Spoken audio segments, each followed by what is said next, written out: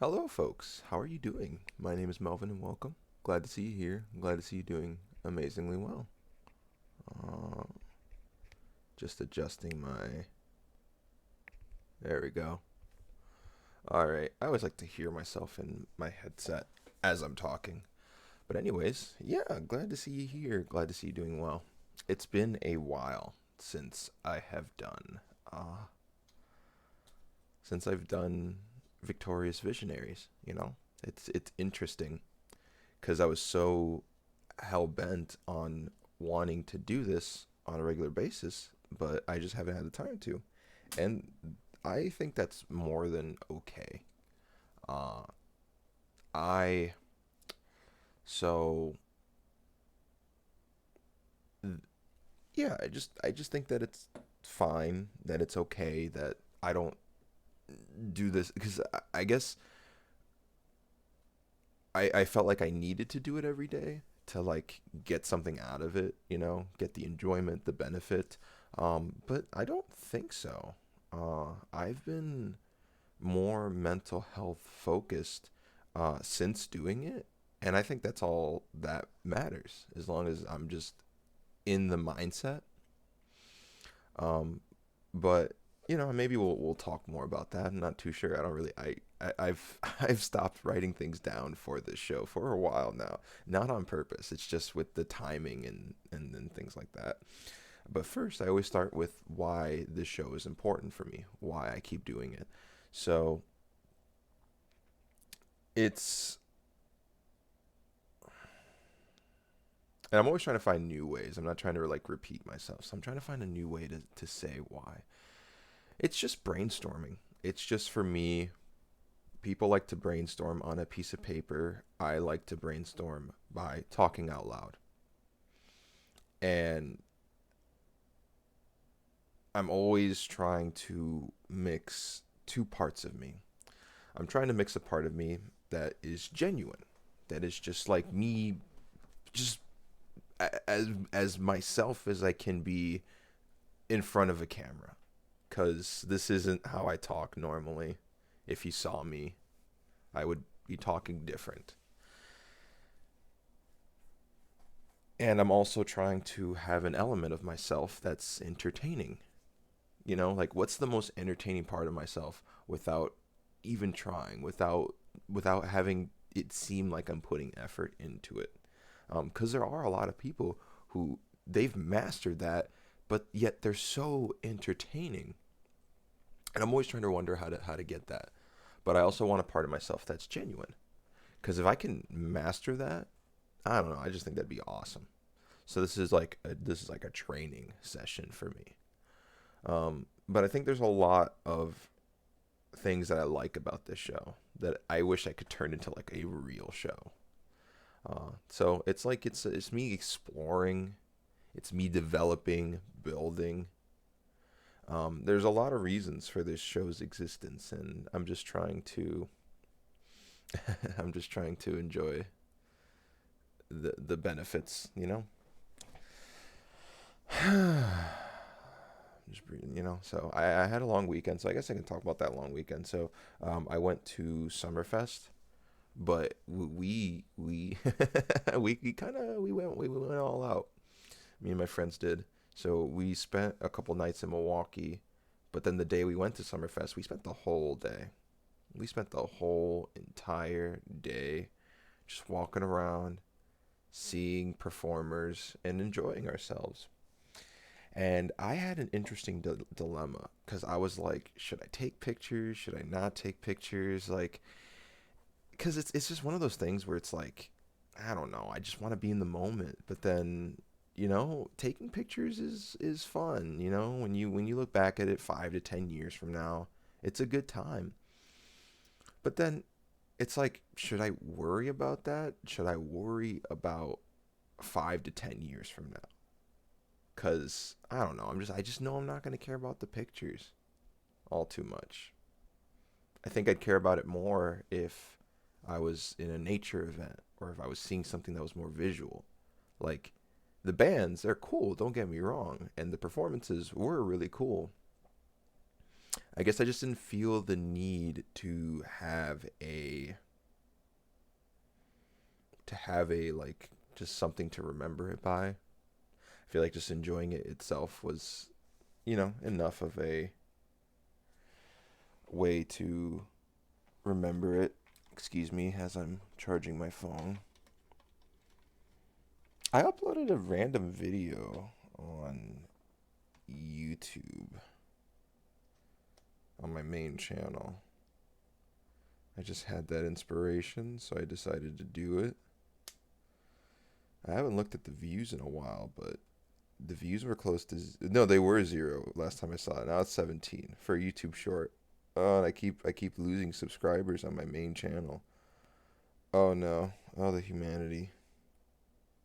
I say that as I don't care, but then I think about it every so often. It's weird. It's interesting. I don't know.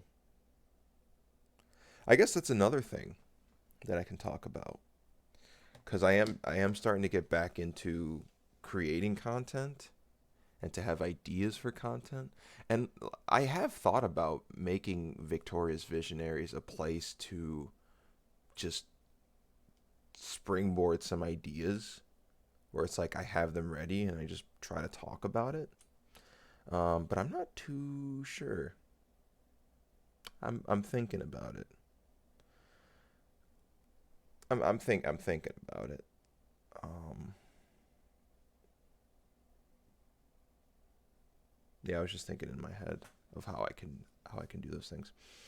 And I think that was maybe the original point of the show was to just write some ideas down, springboard it, and then edit this into potential shows. And I don't know. I don't know, to be honest. And when my brain thinks about how YouTube works, I don't. I've definitely talked about this on the show before, but it's like when I'm not focused on mental health, I think I am a better YouTuber, you know, because I will throw away a lot of the things that matter in that sense, the mental health stuff. I will throw more of that away because I want to see the content matters more than my mental health.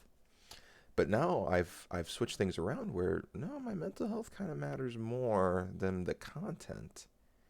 But making content has been my identity for so long.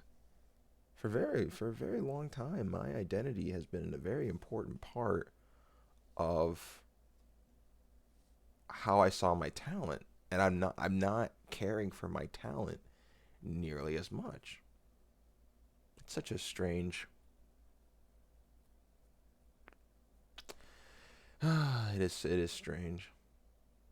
Thinking about it to myself is I don't know. I just don't know how to how do I say it? I really don't know. I really don't even know how to say it. For me, it's unfortunate. For me, and I think it might just be kind of my selfishness to want to get rid of it. But it's also I just enjoy doing it too. I do enjoy making content. I just don't have the time for it. But then at the same time, I've also thought like, you know, maybe I should put more effort into the ideas so that when I put work into it, it's more gratifying. Because the thing about YouTube is that they want you to make as much content as possible, and that's fine. It's for the platform to want to be that focused. That's fine. Maybe it's not for me, but then it's like, all right, then I just got to focus on some good ideas or something like that. I don't know. Like I said, I'm thinking out loud. I'm definitely thinking out loud.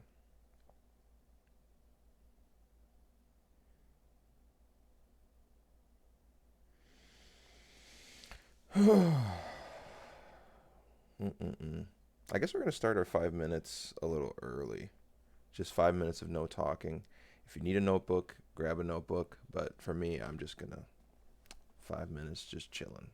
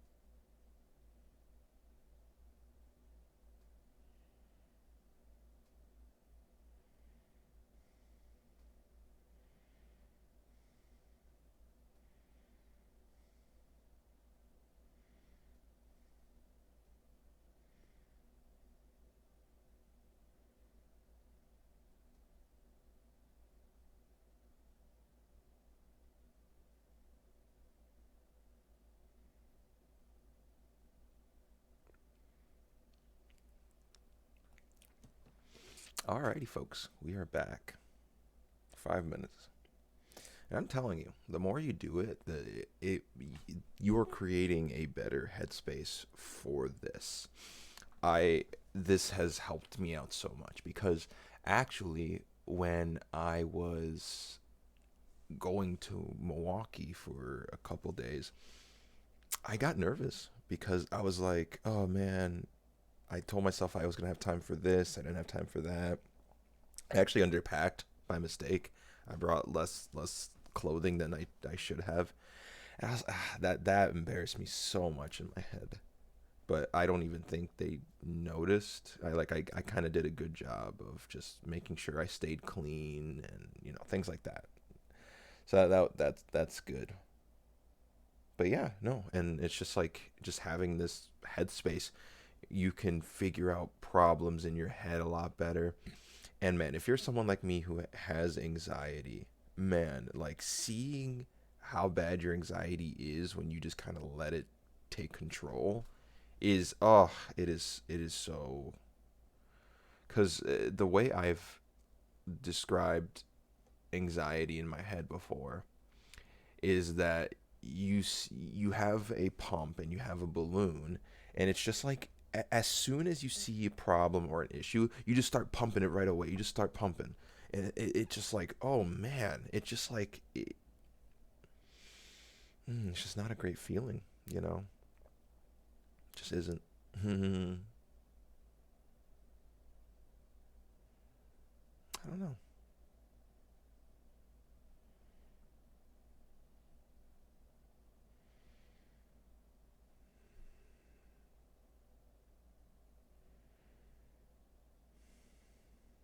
Look at that. I'm still quiet even though I finished the 5 minutes. I just don't have much to say, and that's okay.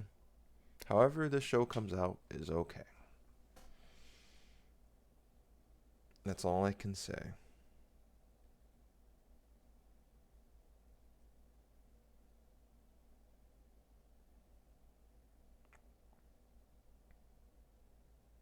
So, now is the time where I go on Dear Abby. I try to give life advice that was unsolicited to me specifically, and I'm going to try to talk about it.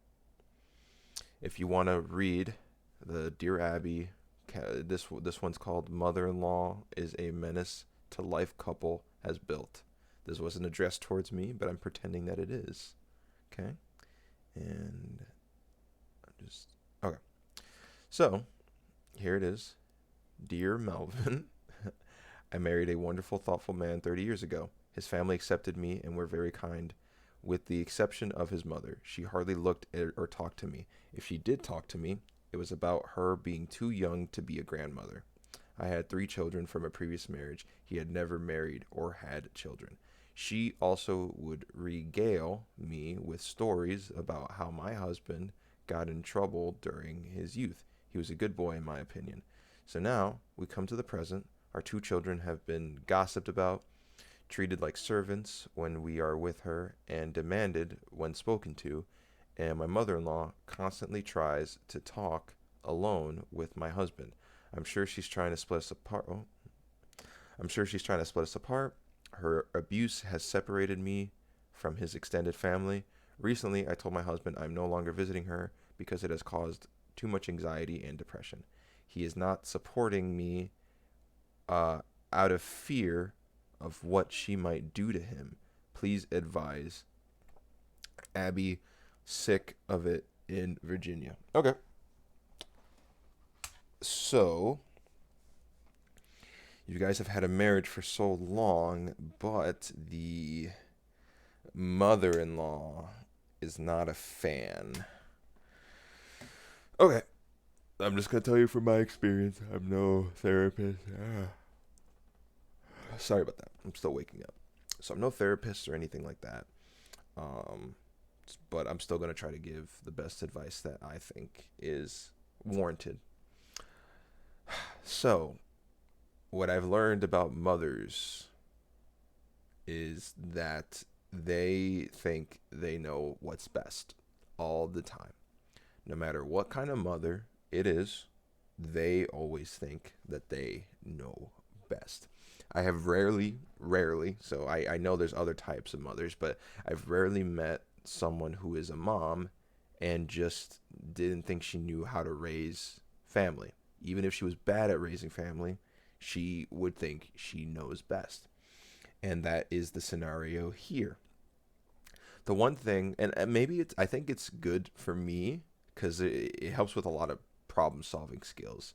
Because it's like, whenever I'm reading these Dear Abby things, it's always coming from one perspective.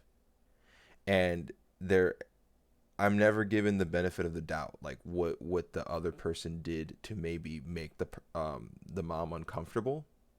Like it just sounds like I know they're not. They're short. They're meant to be short, but it's like reading it makes me think like the way she's talking about the mom is as if she didn't do anything wrong, and it's like I don't know. I want to hear I want to hear the mom's perspective. I want to hear what she thinks the wife did wrong. That's just one thing, but yeah, mothers they always think they know what's best. They always do, and that's a tough thing to fight. That is a tough thing to fight because when they think they're right, they do not want to be pushed in any direction at all. And I actually think if it is making you that uncomfortable, yeah, some time away is really important. But depending on how connected the family is, if you do take time away from seeing the family, that could actually make things worse. It could separate you more from that part of the family, and that might not be worth it. I don't know though, because I'm someone who doesn't like taking abuse from family members. It just bothers me. So if it was me, I would just kind of say out loud how I'm feeling and just not care. But like I said, it's that scenario where it's like if you do maybe say how you really feel, you might be like ostracized from the family. And I definitely don't want that because that just sounds like a bigger can of worms than anything.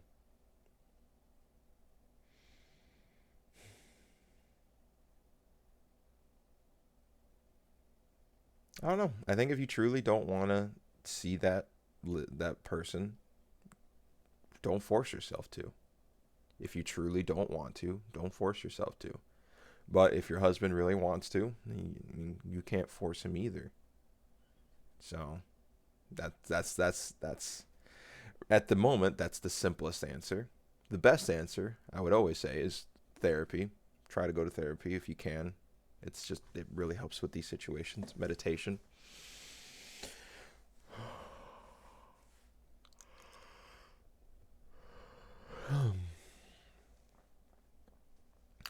Mental health therapy, that's always the number one answer for any of these questions. But I would say if you truly want to stick to your guns and say you're not going to visit them anymore, and the husband still wants to, then you don't go. You truly don't go. It's not good to be disrespected. And if you truly feel disrespected, you should, of course, communicate it with your husband first. Communicate it very well, as best as you can. But put your foot down. Say, I don't want to be disrespected anymore. It's not right. I try my best to get along with her, and her responses just have not worked for me. And I wish it would, but I don't want to visit her anymore. She's not giving me the respect I deserve. Family, you should always try to put family on this higher pedestal. If you truly love them, then you don't want this bad beef. You want family that you can talk to honestly. And if you're not able to talk to your family honestly, then why are you talking to your family, That is how I see it. I yeah, yeah, yeah. Anyways, I think I'm just gonna end it there. 5 minutes early, but it's all good. All good. I've been kind of messing around with the time, uh, stopping for a little bit. Anyways, so thank you guys so much for listening, watching. You guys take care. Have a good one.